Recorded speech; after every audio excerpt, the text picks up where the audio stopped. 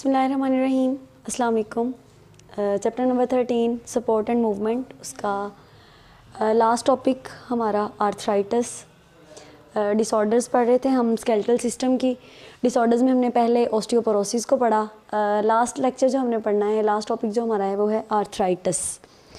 Arthritis जो है, अगर आप इसे देखें तो ये दो लफ्ज़ों से मिलके बना है, आर्थरस आर्थरस और TISS.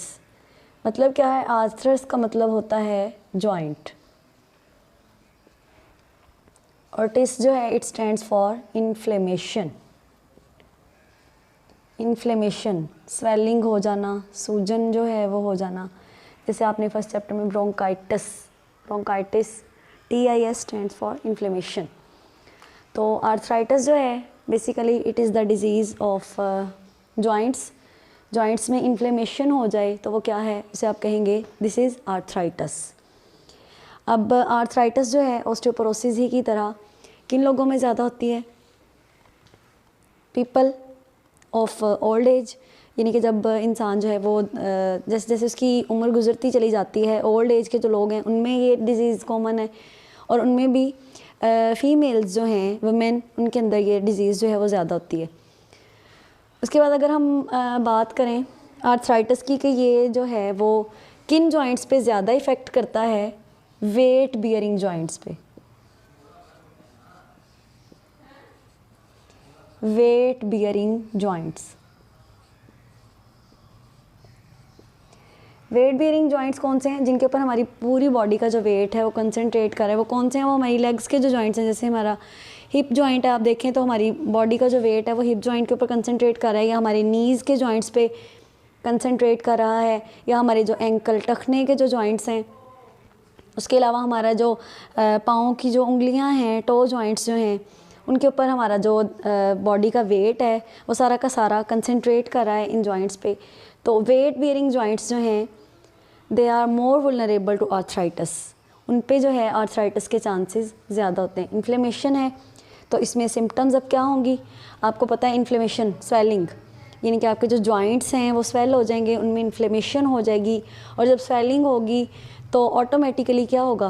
Pen and stiffness symptoms में आ जाएगा कि पेन, स्टिफनेस, आपके जॉइंट्स जो हैं उनमें स्टिफनेस आ जाएगी, सख्ती, अकड़ जाएंगे आपके जॉइंट्स जो हैं, स्टिफनेस आ जाएगी उनके अंदर।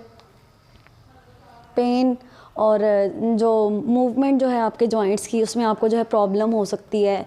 ज़ाहिरी सी बात है, जब आप में पेन है तो मूवमेंट तो आपकी उससे जो है वो डिस्टर्ब होगी, इफ़ेक्ट होगा उस पर। अब आर्थराइटिस जो है इसकी ये तो हो गई कि इसके सिम्टम्स जो हैं वो क्या हैं। अब इनको ट्रीट करने के लिए, इनकी मेडिसिन के तौर पे, या इनकी ट्रीटमेंट के लिए आर्थराइटिस के हम क्या यूज़ करते हैं? चूँकि ये इन्फ्लेमेशन है तो हम क्या करेंगे, और इसमें पेन भी है तो क्या करेंगे? पेन किलर्स और एंटी इन्फ्लेमेटरी मेडिसिन जो हैं वो यूज़ करेंगे।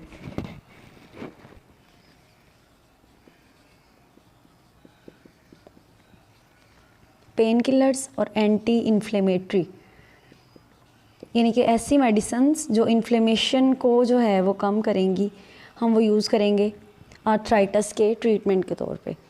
अब आर्थराइटिस जो है इसकी बहुत सारी टाइप्स होती हैं। 10th क्लास का जो आपका सिलेबस है उसमें उसने 3 जो टाइप्स हैं बेसिकली उन्हीं को उसने जो है वो डिस्कस किया है। उसमें से फर्स्ट वन जो है वो है ओस्टियोआर्थराइटिस। ओस्टियोआर्थराइटिस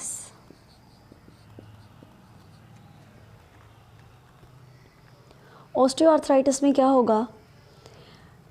ओस्टियोआर्थराइटिस में आपके जॉइंट्स, आपको पता है कि जो आपकी लॉन्ग बोन्स हैं बॉडी की, जब आपने स्केलेटन को पढ़ा उसमें आपने देखा कि जो कार्टिलेज है वो मौजूद होता है लॉन्ग बोन्स के किनारों पे। अब ओस्टियोआर्थराइटिस में क्या होगा कि आपके जो जॉइंट्स हैं, स्पेशली जो आपके मूवेबल जॉइंट्स हैं, उनके किनारों पे जो कार्टिलेज है वो डीजेनरेट होना शुरू हो जाएगा। डीजेनरेशन ऑफ कार्टिलेज जो है वो डीजेनरेट होना शुरू हो जाएगा। अब उसकी वजह से क्या होगा? कार्टिलेज जो वहाँ पे मौजूद है बोन्स के किनारों पे, उसका फ़ायदा क्या है? उसका फ़ायदा ये है कि वो हमारी बोन्स जो हैं मूवेबल जॉइंट्स पे, उनकी मूवमेंट को जो है वो हेल्प आउट करता है। अब जब कार्टिलेज की डीजेनरेशन होगी तो क्या होगी, क्या होगा, उसका नतीजा क्या निकलेगा, मूवमेंट जो है वो हमारी मुतासिर होगी इस कार्टिलेज की डीजेनरेशन की वजह से, मूवमेंट मुतासिर होगी। और साथ ही साथ चूँकि ये आर्थराइटिस है, इन्फ्लेमेशन हो जाएगी, ये डीजेनरेशन ऑफ कार्टिलेज की वजह से इन्फ्लेमेशन होगी, फिर से वही कुछ होगा, पेन जॉइंट्स में, स्टिफनेस, सख्ती आ जाएगी जॉइंट्स के अंदर।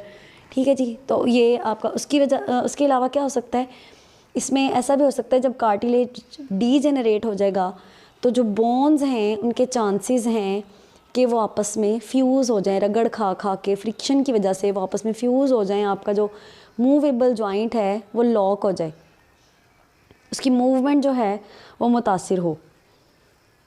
ठीक है जी, उसके बाद दूसरा जो है दैट इज़ रूमेटाइड आर्थराइटिस, इधर ही लिख लेते हैं।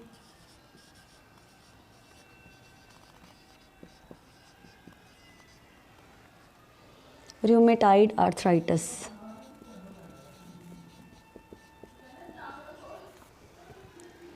रूमेटाइड आर्थराइटिस जो है इसमें क्या होगा, इन्फ्लेमेशन हो जाएगी मेम्ब्रेन्स, आपके जॉइंट्स पे आपकी बोन्स की जो मेम्ब्रेन्स हैं उनके अंदर इन्फ्लेमेशन होगी, उसे आप कहेंगे रूमेटाइड आर्थराइटिस।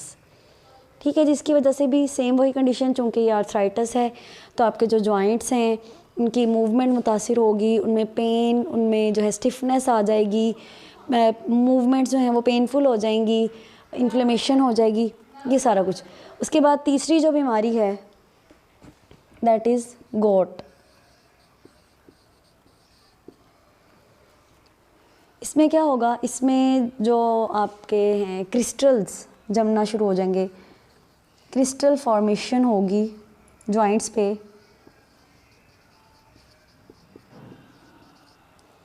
और वो क्रिस्टल्स किस चीज़ के होंगे, यूरिक एसिड के। ये तो आपकी कॉमन ऑब्जर्वेशन होगी, इर्द गिर्द फैमिली में किसी ना किसी को जो है यूरिक एसिड, अगर आपकी बॉडी में यूरिक एसिड ज़्यादा है तो क्या होगा, उसके क्रिस्टल्स जो हैं वो आपके जॉइंट्स में जमा होने शुरू हो जाएंगे, उसके क्रिस्टल्स बनना शुरू हो जाएंगे। और चूँकि ये आर्थराइटिस की टाइप है तो इसमें भी क्या होगा, नतीजा इसका क्या निकलेगा, स्टिफनेस आ जाएगी जॉइंट्स में, इन्फ्लेमेशन हो जाएगी, पेन, और वही सारा कुछ, फटीग जो है, आपको थकावट फील हो सकती है इसकी वजह से, और सारी जो है आपकी मूवमेंट जो है मुतासिर हो सकती हैं। आम तौर पे ये जो क्रिस्टल्स हैं ये बनते हैं आपके जो होता है ना आपका पंजा, पाँव का जो है टो जॉइंट्स, जो आपका पाँव का जो पंजा है इसके अंदर ज़्यादातर ये क्रिस्टल्स बनते हैं यूरिक एसिड के। ठीक है जी, that was a little about arthritis, not all, I'm not saying that all about arthritis, this is a little about arthritis.